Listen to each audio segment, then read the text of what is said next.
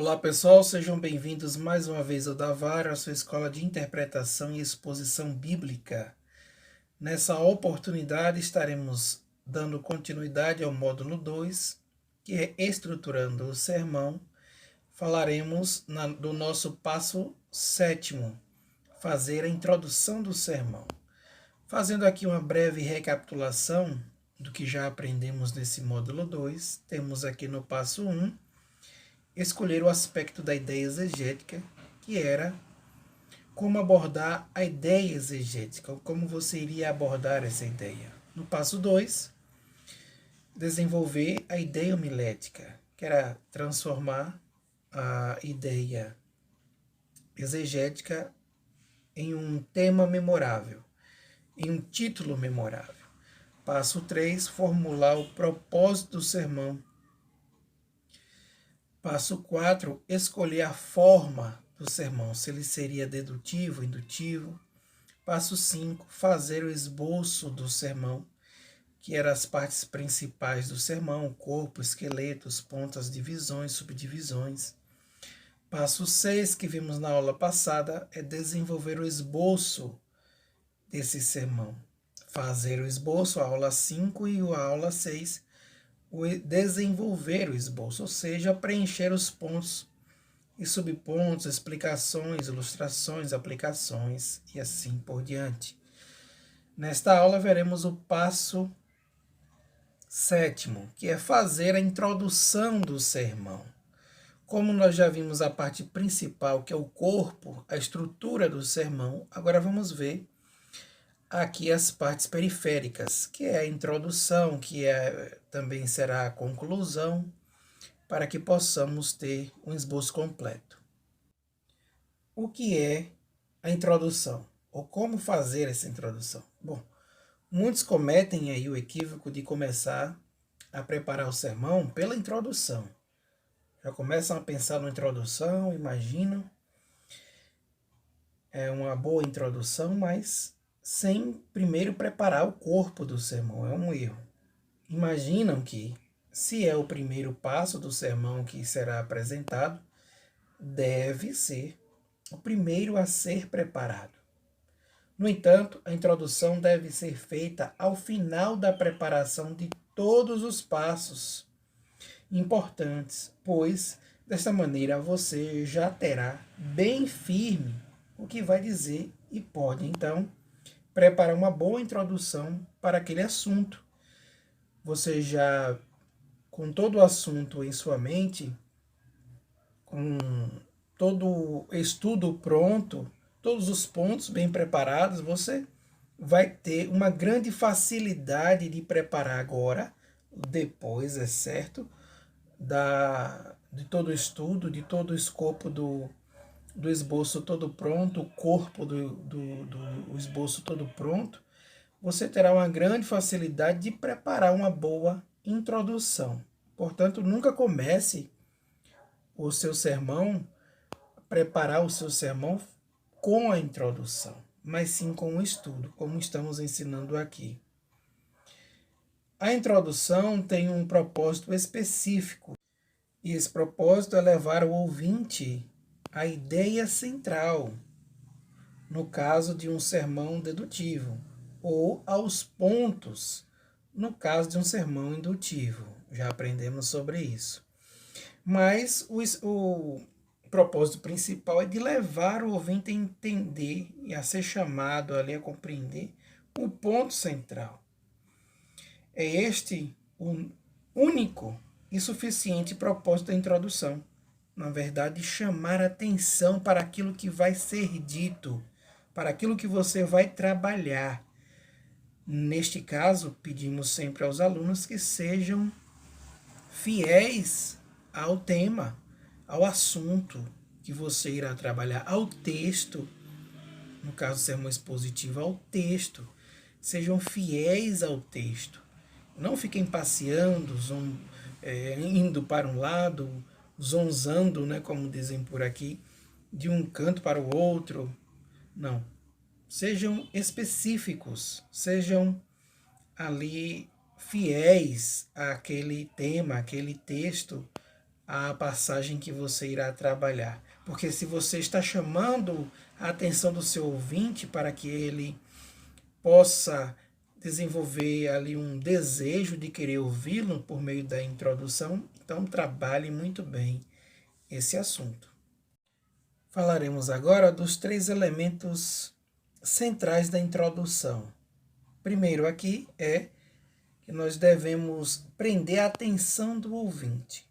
Robinson diz que se o pregador não captar a atenção durante os primeiros 30 segundos, talvez nunca consiga de modo algum, na página 178. Nas páginas 79 e 80 do livro Pregação Bíblica, há vários exemplos interessantes de introduções que podem prender a atenção. Isso é, chamar a atenção para o propósito, para a proposição da ideia central do sermão. Nós podemos observar que existem vários vídeos de propaganda aí no YouTube chamando para cursos e tudo mais. Observe que esses vídeos eles não passam de 25 segundos, porque esses vídeos eles são elaborados justamente nessa atenção que o ouvinte dá.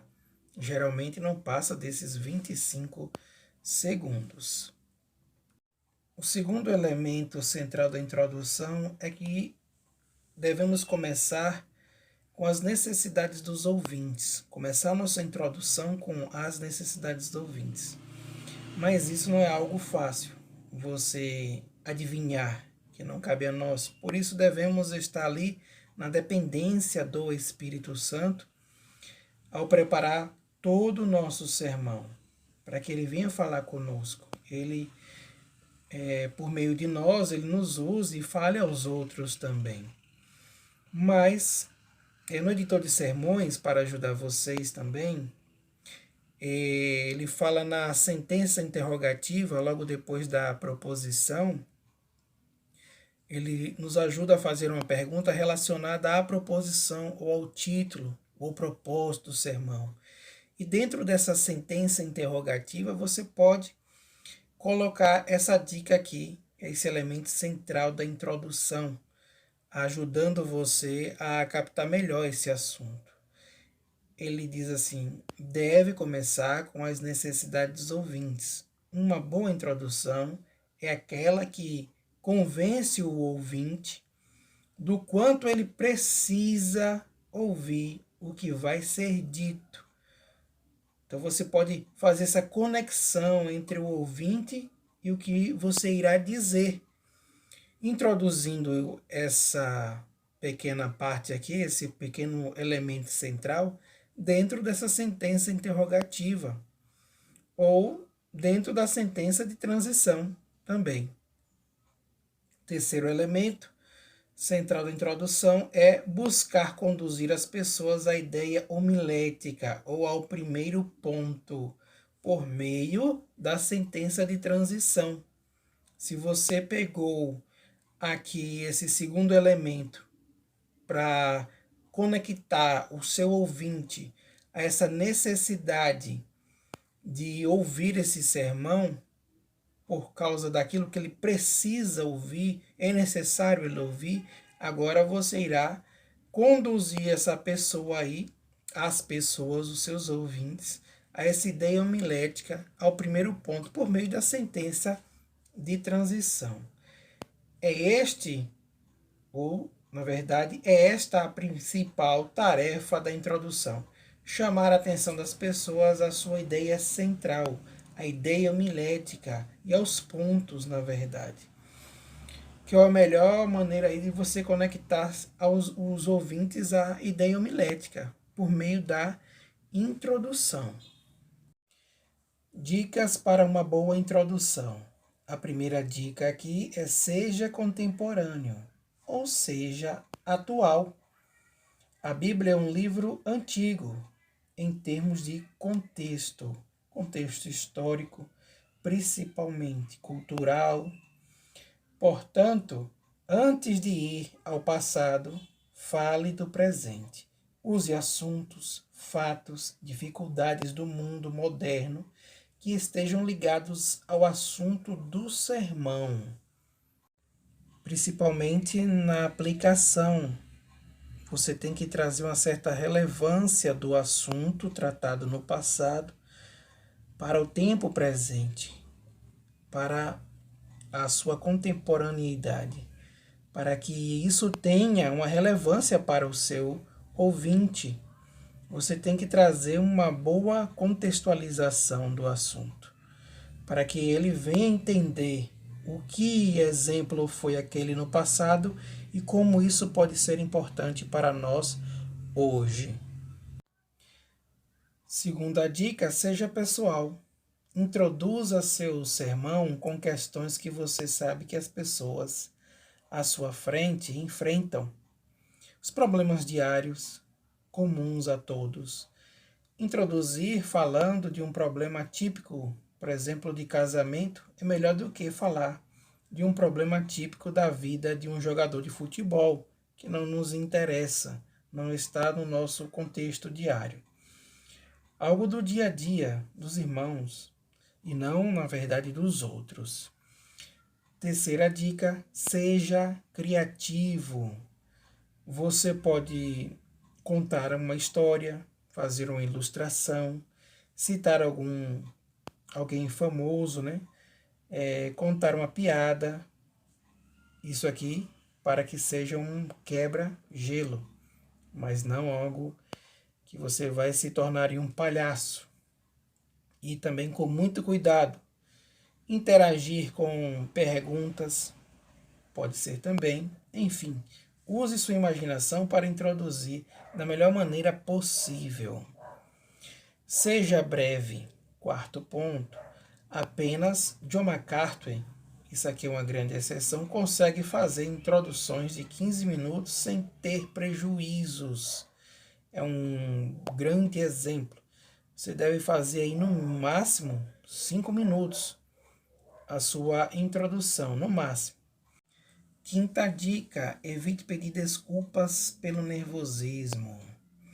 Trabalharemos isso aqui no próximo módulo, o terceiro módulo. Lembrando a vocês que teremos apenas mais uma aula e aí iniciaremos o terceiro módulo. Então evite pedir desculpas pelo nervosismo, apesar de parecer simpático, já lança sobre você um mar de descrédito. As pessoas podem pensar, nossa, um pregador experiente e já está tão nervoso, será que ele nunca teve o controle emocional para pregar a palavra de Deus perante os seus ouvintes? Então nunca peça desculpa. Além do mais, pode lhe tornar mais nervoso ainda. Isso é uma coisa que eu já passei, uma experiência própria. Então não peça desculpas. Controle-se. Psicologicamente é que você fica mais nervoso, não tem como voltar atrás. Uma outra coisa importante também é você não pedir desculpas aí por não ter preparado algo melhor, ou no início da sua mensagem ali, quando você irá começar a sua mensagem, ou logo depois. Não faça isso. Pregue, porque quem faz ali é o Senhor e não você. Esteja na dispensação dele. Sexta dica, não indique algo na introdução que você não vai cumprir. No anúncio da sua mensagem, não indique algo que você está dizendo que vai fazer e no final não faz. Seja honesto com os seus ouvintes. Mais uma vez, chamamos a atenção de vocês para isso. Por exemplo, introduzir falando de Jeremias e pregar sobre Davi. As pessoas ficam naquela expectativa de ouvir você falar de um tema e de repente você fala de outro que não tem nada a ver. Ou de um personagem e depois fala de outro. Ao introduzir ali o seu sermão, você também pode estar prometendo 3 pontos e de repente fala só de 2 pontos. Uma coisa importante também é você ter o controle do tempo. Ali você aprender a controlar o tempo por meio do esboço. Isso é muito importante, você ter uma noção do esboço para você cronometrar esse sermão seu. para dar tempo você falar de todos os assuntos sem muita correria. Sétimo, defina o momento da leitura do texto à luz da introdução. Às vezes, a introdução leva ao texto. Às vezes, o texto leva à introdução. Isso aí quem vai definir é você. Em que momento eles se darão. Mas se você está iniciando como pregador, é interessante que você use o editor de sermões como base, mas sabendo que esse não é um método engessado e nem sempre será assim. Oitava dica e última, seja cordial. Isso aqui é um praxe de todo pregador. Sempre comece cumprimentando as pessoas. Sempre comece agradecendo a oportunidade, sempre comece dando uma boa noite, saudando os irmãos com a paz e a graça, ou a forma como eles saudam uns aos outros. Sempre seja agradável aos irmãos. Sempre aparente ser agradável. Nunca aquela cara fechada, como um santarrão perfeito, porque você deve se colocar na posição que você é. Pecador, miserável, pobre e nu, se não tivesse sido alcançado pelo Senhor Jesus Cristo. Portanto, se você está ali palestrando, subiu no púlpito para pregar, foi escolhido para levar a mensagem naquele momento, não se ponha acima de nenhum dos irmãos, mas se ponha no mesmo lugar de todos eles. Por isso devemos ser cordiais sempre com todos os ouvintes. Amém? Então, que Deus os abençoe. Até a nossa próxima aula. Falaremos aí na próxima aula sobre os passos 8, 9 e 10 em uma só aula, porque são curtinhos. E então, se assim o Senhor nos permitir, estaremos introduzindo o terceiro módulo, que é entregando o sermão. Vai tratar especificamente da matéria oratória. Amém? Então, que Deus os abençoe. Até a próxima aula, se assim o Senhor, nosso Deus, nos permitir.